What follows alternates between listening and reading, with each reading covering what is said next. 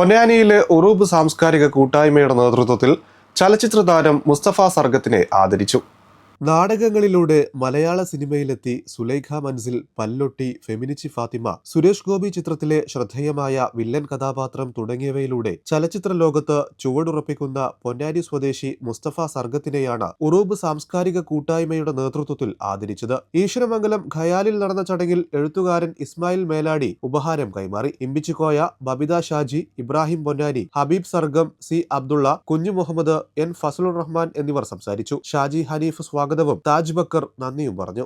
അതിനുശേഷം മുസ്തഫ നമ്മളെ കലാകാരനല്ലേ, സിനിമക്കാരില്, പക്ഷെ മുമ്പേ കാണില്ല, ഒരു രംഗത്ത് കണ്ടു പിന്നെ കാണില്ല. അപ്പൊ സംവിധായകനൊക്കെ അതൊക്കെ കട്ട് ചെയ്ത് കളഞ്ഞ് എന്ന് പറഞ്ഞ് ഇയാൾ പാവഞ്ഞിപ്പോ ഇയാളെ എങ്ങനെ നമ്മൾ നോക്കാന്ന് വിചാരിക്കുമ്പോഴാണ് ഇയാള് നമ്മളെ വീട്ടിൽ കുറച്ച് കുടുംബക്കാരുണ്ട്, ഫ്രണ്ട്സ് ഉണ്ട്, നമ്മളെ പോലത്തെ ആളുകളൊക്കെ ഉണ്ട്, പക്ഷെ കാണില്ല, ആൾ കാണില്ല. അങ്ങനെ ഡെസ്പടിച്ചിരിക്കുമ്പോഴാണ് അവസാനം ഒരു വരവ് വരുന്നത്. അതൊരു ഒന്നൊന്നര വരവാണ്.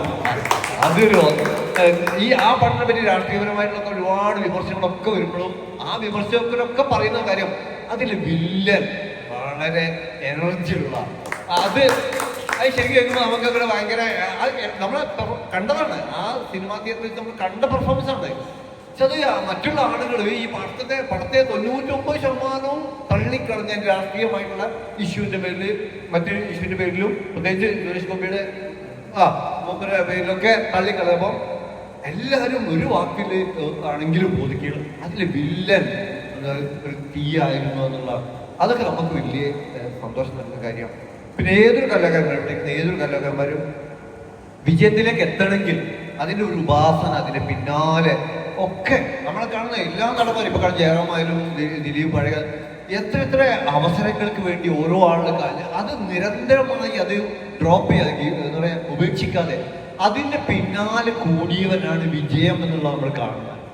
അതുപോലെ ഒരു കലാകാരനാണ് ഈ അദ്ദേഹത്തിന്റെ എല്ലാവിധ പ്രയാസങ്ങളും പ്രതിസന്ധികളും ഒക്കെ ഉണ്ടായിട്ടും ഈ ഒരു താൻ ഉപസ്ഥ അല്ലെങ്കിൽ ഹബീബ് വാസിന് കിട്ടിയ ആ തീയ് കെടാതെ ഇങ്ങനെ കൊണ്ടുപോയി ഇങ്ങനെ അത് ഒരു ഇങ്ങനെ ഫിലിമിന്റെ പിന്നാലെ നടന്ന് ഫെമിനിച്ചി ഫാത്തിമയിലൂടെ അത് വേറൊരു തലത്തിലേക്ക് എത്തി. ഇപ്പൊ പിന്നെ ഒരു എന്താ പറയാ, ഒരു നമ്മുടെ ചെറിയ സിനിമ എന്ന് പറയുന്ന ഒരു ഇതിൽ ഒന്നിലേക്ക് വന്നു അദ്ദേഹം പെർഫോം ചെയ്തിരിക്കും. തീർച്ചയായിട്ടും ഉയരങ്ങളിലേക്ക് എത്തണം എന്നാണ് പറയുന്നത്.